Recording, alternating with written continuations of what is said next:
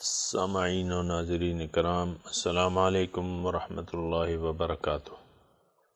اللہ تعالیٰ یہاں فرما رہا ہے لا يحسبن الذین یبخلون بما آتاہم اللہ من فضلہ هو خیر لہم بل هو شر لہم۔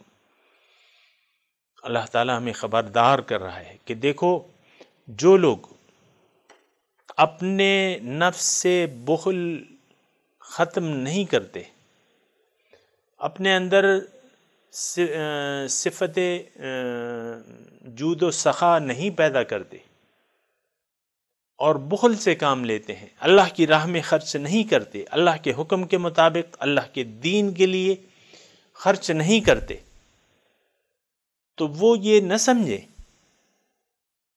کہ جو وہ خرچ کر رہے ہیں، جو خرچ نہیں کر رہے اللہ کی راہ میں، یہ ان کے لیے کچھ اس میں خیر ہے۔ نہیں، یہ حرکت، ان کی یہ حرکت جو ہے، یا نفس کو بخل سے پاک نہ کرنے کی حرکت جو ہے، یہ ان کے لیے تباہی کا باعث ہوگی، بل ہوا شر لہم، بلکہ یہ شر ہے اس میں۔ سیطوقون، اب دیکھیں مال تو بچا لیا انہوں نے، اللہ کی راہ میں دیا نہیں، اور کچھ بینکوں میں چھوڑ گئے، کچھ ادھر خرچ کر لیا، کچھ فضول خرچیوں میں خرچ کر لیا، کو اپنی شخصیت کی نام و نمود کے لیے خرچ کر لیا۔ ایک جلسے پہ آپ دیکھیں ایک لیڈر آتا ہے تو کتنے پیسے خرچ کرتے ہیں، پارٹی جو ہے وہ صرف زندہ باد مرد آباد کے لیے ہوتے ہیں پیسے۔ تو بہرحال جو انہوں نے اللہ کی راہ میں خرچ نہیں کیا، اللہ کے لیے خرچ نہیں کیا، تو ان سونے چاندی کا جو بھی انہوں نے بچایا ہے، اپنے لیے جمع کیا ہے، یہ تو یہ سمجھتے ہیں نا کہ ہم خرچ نہ کر کے نقصان سے بچ گئے، لیکن قیامت کے دن یہی سونا چاندی اللہ تعالیٰ فرما رہے ہیں کہ اس کا میں طوق بنا لوں گا اور یہ ان کے گلے میں ڈالوں گا۔ سیطوقون ما بخلوا بہ یوم القیامہ۔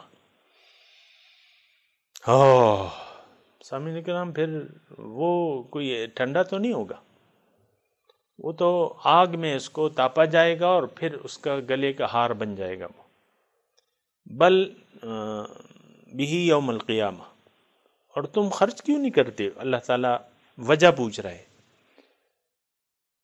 مالک تو اللہ تعالیٰ ہے، وقتی طور پہ تمہیں اس کا امین بنایا ہے اللہ تعالیٰ نے، اور تمہیں اس کا تھوڑا سا اختیار دیا ہے، تو اب چاہیے یہ کہ تم اپنے لیے کچھ جمع کر لو۔ وَلْتَنْظُرْ نَفْسٌ مَّا قَدَّمَتْ لِغَدٍ،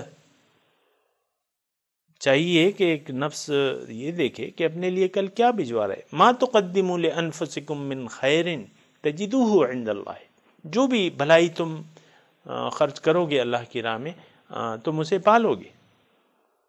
تَجِدُوهُ عِندَ اللَّهِ، تو تم خرچ کیوں نہیں کر رہے؟ تم بچا کے کیوں رکھ رہے ہو؟ مالک تو اللہ ہے، تم کسی اور کو مالک نہیں بنا سکتے، اگر بنائے بھی چند دن اس کے پاس رہے گا پھر چلے جائے گا۔ للہ میراث السماوات والارض، جب سب لوگ چلے جائیں گے یہ زمین اور آسمان، اس وقت بھی حقیقت میں مالک حقیقی اللہ تعالیٰ ہی ہے۔ سامعین کرام، اللہ تعالیٰ ہی وہی مالک ہے، وہ ہمیں دے رہا ہے، اور عارضی اختیار ہے، پھر جب یہ ختم ہو جائے گا واپس مال اللہ کا ہے۔ میراث کہتے ہیں جو بچ جائے، تو جو چیز بچ جائے گی تو کون مالک ہوگا؟ للہ میراث السماوات والارض واللہ بما تعملون خبیر۔ اور دیکھو، جو تم جس طریقے سے تم زندگی گزار رہے ہو، جس بخل کی زندگی گزار رہے ہو، اللہ مولا پر تمہارا اعتماد نہیں ہے، مولا تمہارا مقصود نہیں ہے، دنیا تمہاری مقصود ہے، تو یہ دیکھو تم جو عمل کر رہے ہو اللہ تعالیٰ اس سے بے خبر نہیں ہے بلکہ خبردار ہے۔ واللہ بما تعملون خبیر۔ سامعین کرام، اسی سے ملتی جلتی، یعنی لقد سمع اللہ قول الذین قالوا ان اللہ فقیر ونحن اغنیاء، یقیناً سن لی اللہ تعالیٰ نے بات ان لوگوں کی جو یہ کہتے ہیں کہ اللہ تعالیٰ فقیر ہے اور ہم غنی ہیں۔ شان نزول کے مطابق جب یہ آیات نازل ہوئیں کہ من ذا الذی یقرض اللہ قرضا حسنا، تو بعض یہود نے یہ کہا کہ بھئی، یعنی وہ تو دنیا دار، دنیا کی محبت میں سرتاپا ڈوبے ہوئے تھے یہود، اس وقت کی، اور یہی وجہ تھی ان کو رسول کی تصدیق نہ کرنے کی۔ تو انہوں نے یہ کہا کہ بھئی یہ تو اچھی بات ہے، یعنی استہزاء کے طور پہ۔ اب اللہ تعالیٰ جو ہے،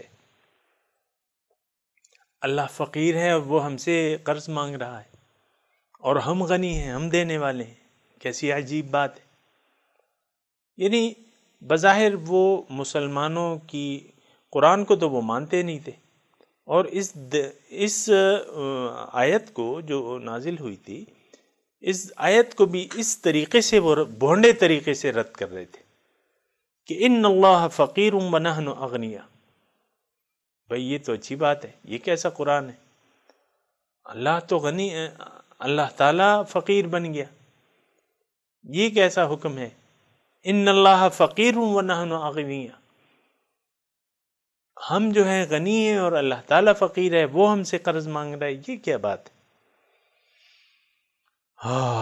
تو سامعین کرام، یہ آپ کو میں نے بتایا نا کہ جو شخص حب دنیا میں، جس دنیا کی محبت جس دل میں بیٹھ جائے، تو پھر آپ دیکھیں نا اس وقت کے یہود نے اپنے پیغمبروں کے ساتھ کیا حشر کیا، اپنی کتاب کے ساتھ کیا حشر کیا، اپنے پیغمبروں کے ساتھ موسیٰ علیہ السلام کے واقعات واضح طور پہ آئے، موسیٰ علیہ السلام کو کتنی تکلیف دی۔ تو یہ سوچنا چاہیے سامعین اکرام، اور یعنی ہم لوگ بھی یعنی غفلت میں، تمام زندگی ہم غفلت میں گزار رہے ہیں، ہمارا نہ کوئی مقصود ہے دنیا کے سوا، نہ کوئی مقصود ہے، نہ محبوب ہے، نہ مطلوب ہے۔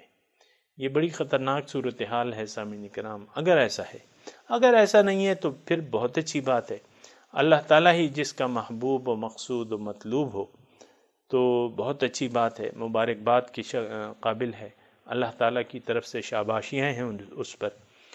لیکن اگر کوئی شخص دنیا کی محبت میں گرفتار ہے اور ظاہری کی محبت میں گرفتار ہے، تو پھر اس کے منہ سے پھر اس قسم کے جملے نکلیں گے اور نکلتے رہیں گے سامعین اکرام، یہ پھر اتنے تعجب کی بات نہیں ہے۔ لقد سمع اللہ قول الذین قالوا ان اللہ فقیر ونحن اغنیاء، یقیناً سن لی ہے اللہ تعالیٰ نے بات ان لوگوں کی جو یہ کہتے ہیں کہ اللہ تعالیٰ فقیر ہے اور ہم غنی ہیں۔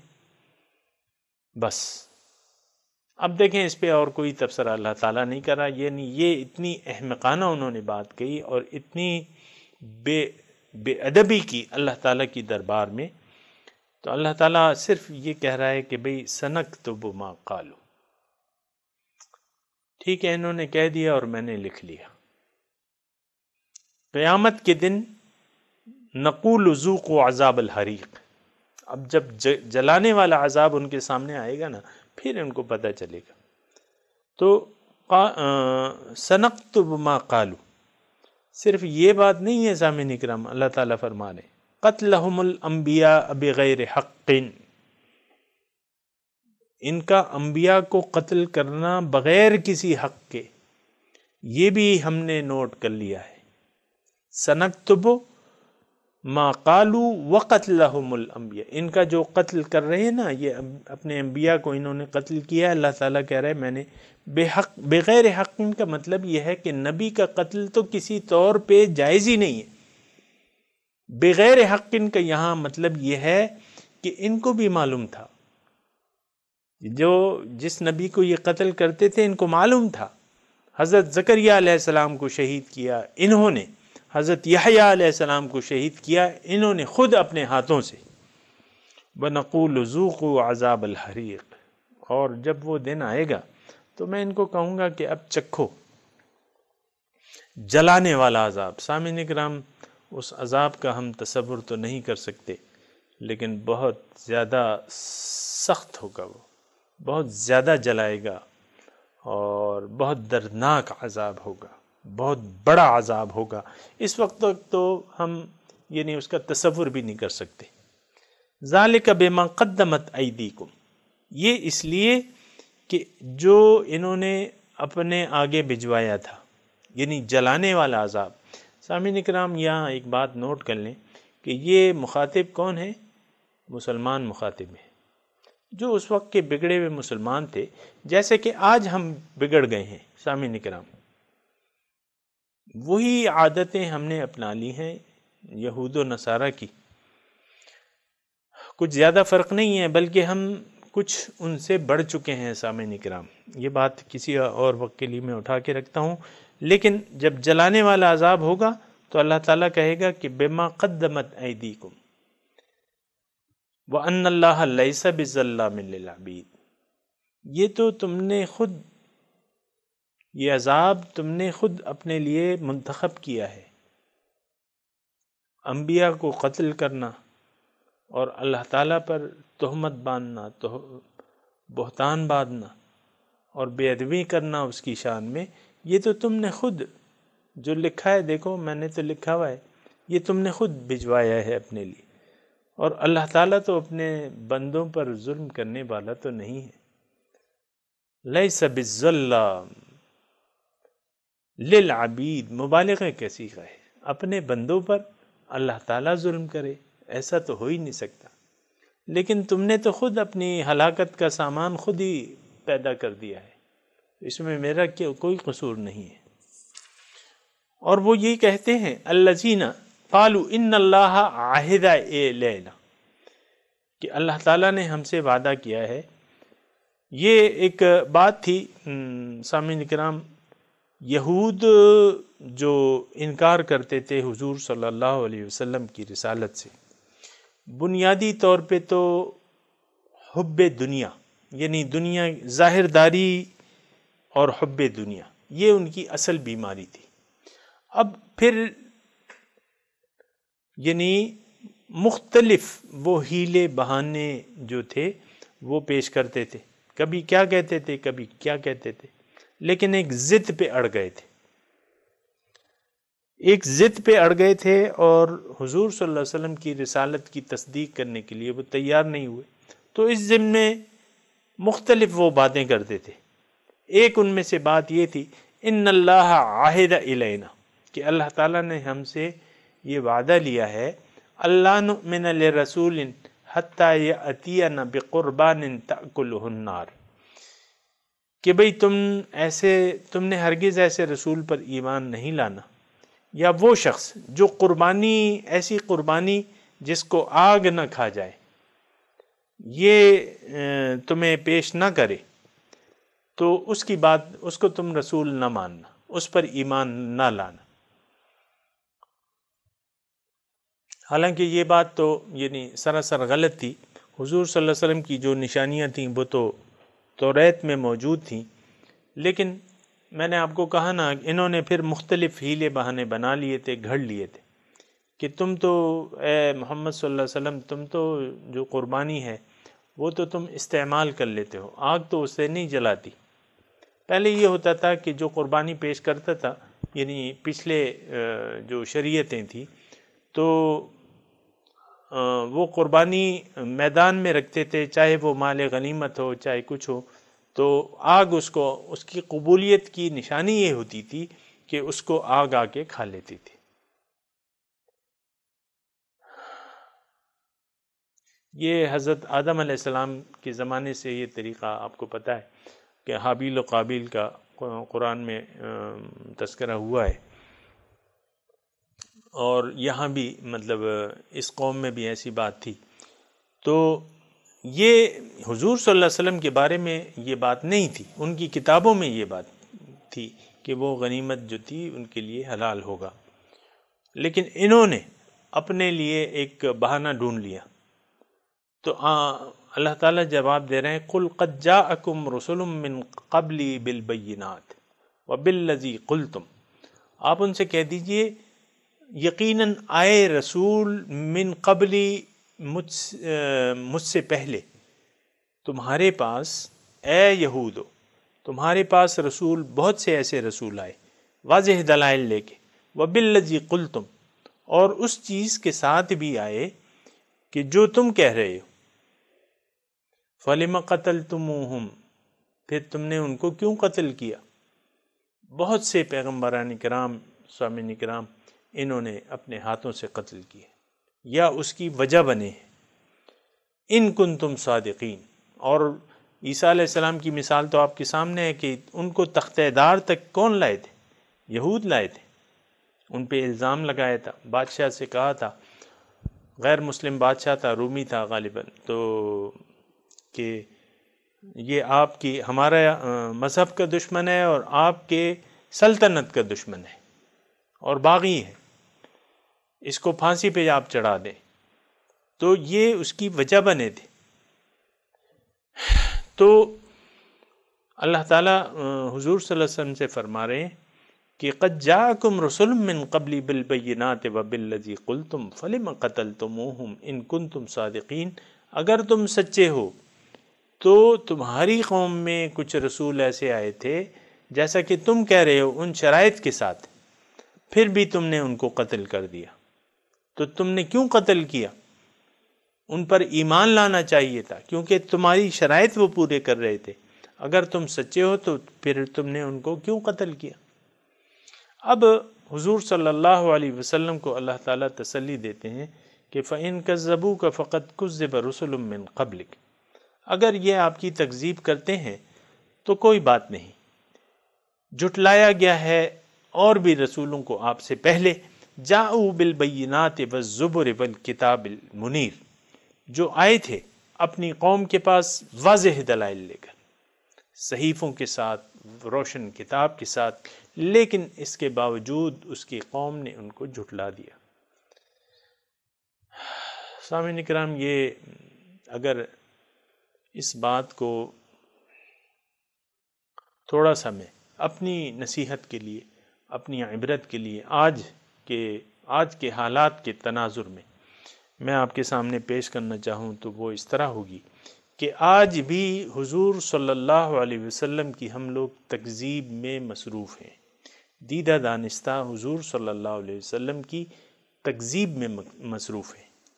اچھی طرح معلوم ہے قرآن اللہ تعالیٰ کی کتاب ہے، اس پر عمل نہیں کرتے۔ اچھی طرح معلوم ہے کہ حضور صلی اللہ علیہ وسلم کا اسوہ حسنہ نجات کا باعث ہے، کامیابی کا باعث ہے، اللہ کی رضامندی کا باعث ہے، لیکن اس اسوہ حسنہ کو ہم نہیں اپناتے۔ تو تکذیب تو ہم آج بھی کر رہے ہیں سامعین کرام۔ اگر آپ برا نہ مانیں اور آپ مجھ پہ پتھر نہ برسائیں تو بات یہی ہے۔ خیر، پتھر برسانا بھی کوئی ایسی بات نہیں ہے، کسی کی خواہش ہو تو اپنی خواہش بھی وہ پوری کر سکتا ہے، لیکن جو خدا لگتی بات ہے، جو حقیقی بات ہے، وہ تو یہی ہے کہ روز قیامت کے انعقاد سے ہم لوگ عملاً ممکن ہیں، اس کے لیے کوئی تیاری نہیں ہے، نہ یقین ہے نہ تیاری۔ تیاری اس وقت ہوگی جب ہمارا یوم آخرت پر یقین ہوگا۔ ہمارا تو دنیا پر یقین ہے اور دنیا ہی کے لیے ساری کوششیں کر رہے ہیں، قرآن پر یقین نہیں ہے۔ اگر یقین ہوتا تو قرآن سے ہم ہدایت لیتے، قرآن کو اپنے رہنما اصول بنا لیتے، لیکن آپ کے آئین میں آئین کی وائلیشن جو ہے اس کی سزا موت ہے، لیکن قرآن کی وائلیشن کی کوئی سزا نہیں ہے آپ کے آئین میں۔ حضور صلی اللہ علیہ وسلم کے نقش قدم پر چلنے کے لیے ہم لوگ تیار نہیں ہیں، کیونکہ ہمارا دل نہیں چاہتا، اس میں ہم نقصان اپنا سمجھتے ہیں۔ تو بات یہ ہے کہ فَإِن كَذَّبُوكَ فَقَدْ كُذِّبَ رُسُلٌ مِّن قَبْلِكَ جَاءُوا بِالْبَيِّنَاتِ وَالزُّبُرِ وَالْكِتَابِ الْمُنِيرِ۔ آج بھی رسول کی صداقت ثابت ہے ہم پر، لیکن پھر بھی ہم ان کی تکذیب کر رہے ہیں، پھر بھی ان کا مشن نہیں قبول کر رہے، پھر بھی ان کی اتباع نہیں کرنے کو تیار ہم، پھر بھی قرآن کو ہم نے پس پشت ڈالا ہوا ہے۔ تو پھر کیا ہوگا؟ موت کا ذائقہ تو ہر ایک نے چکھنا ہے۔ کل نفس ذائقۃ الموت، ہر نفس جو ہے ذائقہ موت کا چکھنے والا ہے، یعنی اس سے کسی کو مفر نہیں ہے، ہر متنفس کو موت آئے گی۔ اور اجر جو ہے وہ قیامت کے دن ملے گا، مکمل اجر جو ہے، انما توفون اجورکم یوم القیامہ، قیامت کے دن وہ اجر جو ہے وہ ہمیں پورا پورا ملے گا۔ اب ناکامی اور ناکامیابی، ہم تو سمجھتے ہیں کہ یہاں ناکامی یعنی ہمارا سامعین کرام آپس کی بات ہے، ہم لوگ ناکامی دنیا کے حصول کو کامیابی تصور کرتے ہیں۔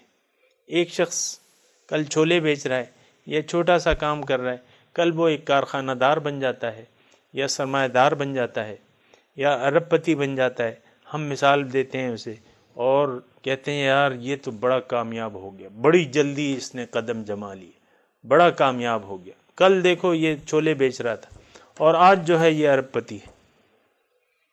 یعنی ایک پتہ نہیں، یہی ہمارا معیار ہے سامعین کا، یعنی دنیا کو کم سے کم وقت میں زیادہ سے زیادہ حاصل کر لینا، اس شخص کو ہم کامیاب تصور کرتے ہیں۔ ہم خود آپ دیکھیں، میں ایک کاروبار کر رہا ہوں، مثال کے طور پہ کاروبار کر رہا ہوں، اپنا رزق حلال کما رہا ہوں، 20 سالوں بعد مجھ سے یار تم نے اس سے کیا بنا لیا، تم نے تو ایک مکان نہیں بنایا اپنے لیے،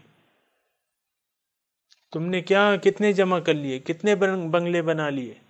یعنی ہم کامیابی اور ناکامیابی کا معیار کہ دنیا جس نے زیادہ سے زیادہ بنا لی تو اس کو ہم کامیاب کہتے ہیں، اور جس نے یعنی مثال کے طور پہ 10,000 سے شروع کیا تھا یا 10 لاکھ سے، اب اس کے پاس 1 لاکھ ہے، ہم کہتے ہیں یار یہ سخت نقصان ہی ہو گیا۔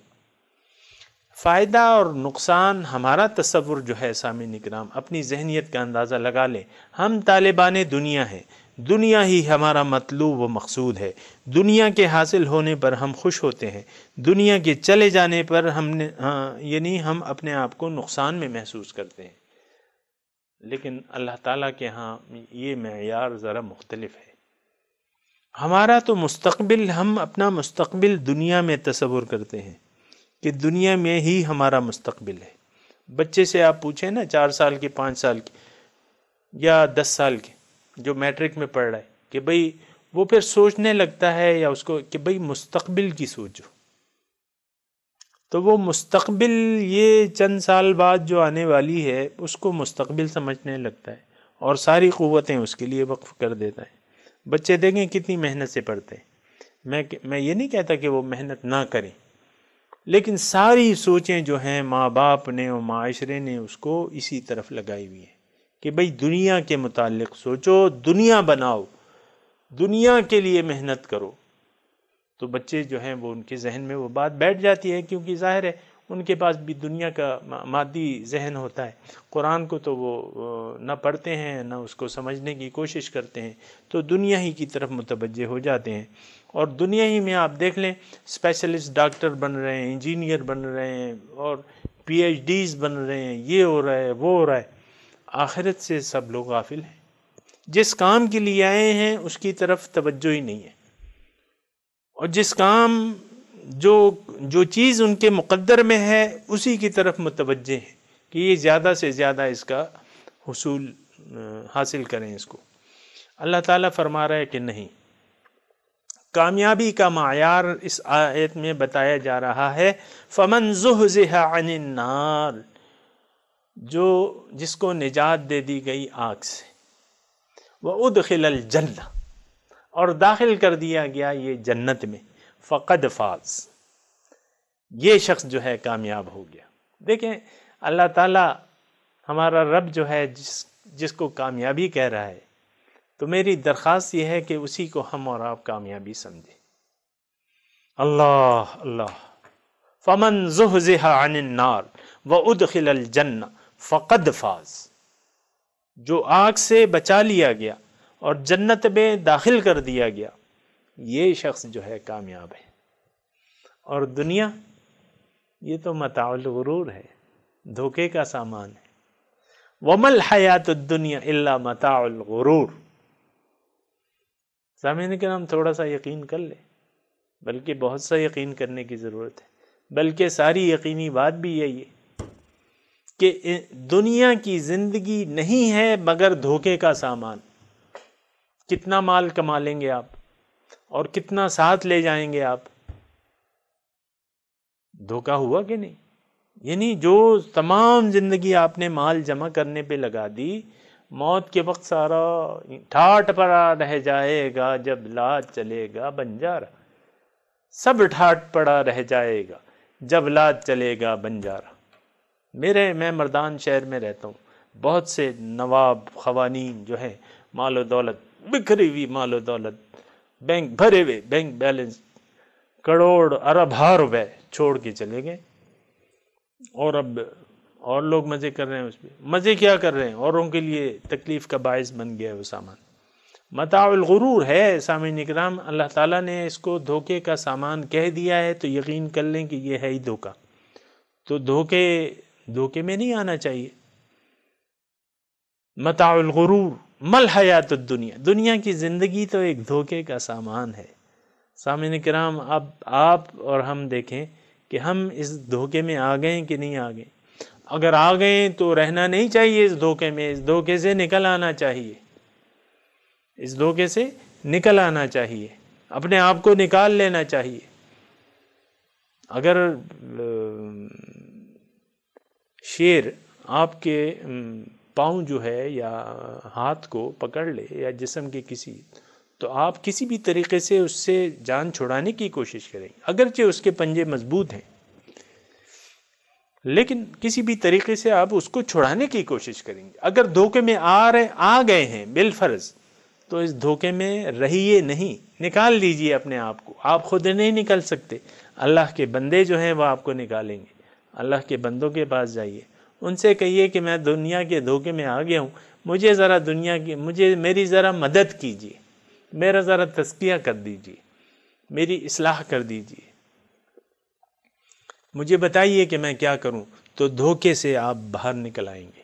خود آپ نہیں نکل سکتے، آپ نے رابطہ کرنا ہے پیغمبر سے، نائب پیغمبر سے، اللہ والوں سے۔ وَاتَّبِعْ سَبِيلَ مَنْ أَنَابَ إِلَيَّ، تم پیروی کرو اس شخص کی جس نے میری طرف رجوع کر لیا ہے۔ کونوا مع الصادقین، اتقوا اللہ، اے ایمان والو اللہ کا تقوی اختیار کرو، سچوں کی معیت اختیار کر لو، تو ان کا پھر تم پہ اثر ہو جائے گا۔ وہ دھوکے میں نہیں ہیں، سچے بندے جو ہیں اللہ کے، وہ دھوکے میں نہیں ہیں، وہ دنیا کے دھوکے سے نکلے ہوئے ہیں۔ ان کی صحبت میں بیٹھو، تم بھی نکل آؤ گے۔ وآخر دعوانا ان الحمد للہ رب العالمین، والسلام علیکم ورحمۃ اللہ وبرکاتہ۔